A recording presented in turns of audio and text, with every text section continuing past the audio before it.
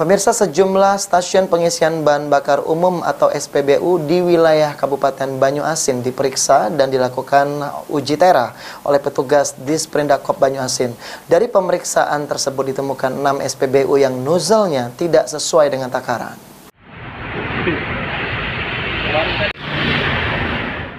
Petugas dari Dinas Perdagangan, Perindustrian, Koperasi dan Usaha Kecil Menengah Kabupaten Banyuasin melakukan uji tera nozzle di sejumlah SPBU di Banyuasin.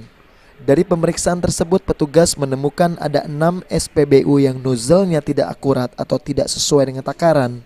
Kadis Perindakop Banyuasin Erwin Ibrahim mengaku sempat ada pergeseran dari alat yang diuji sesuai dengan toleransi ambang batas, sehingga pihaknya langsung melakukan penyegelan alat tersebut agar tidak dilakukan modifikasi. Erwin menambahkan, jika ada pergeseran dari alat yang diuji, pihaknya akan meminta kepada pemilik alat untuk memperbaiki atau mengganti jika rusak. Usai diganti atau diperbaiki, pihaknya akan menguji kembali. Jadi tujuan kita melakukan uji tera ini adalah ingin memastikan bahwa masyarakat atau konsumen tidak dirugikan dalam transaksi pembelian BBM di lingkungan masyarakat.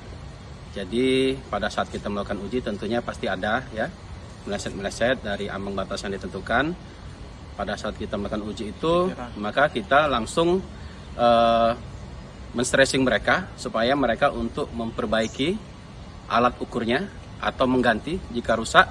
Setelah diperbaiki baru kita melakukan penyegelan dengan memasang stiker di cap tera atau uji tera yang tentunya ini berlaku selama 1 tahun. Ya.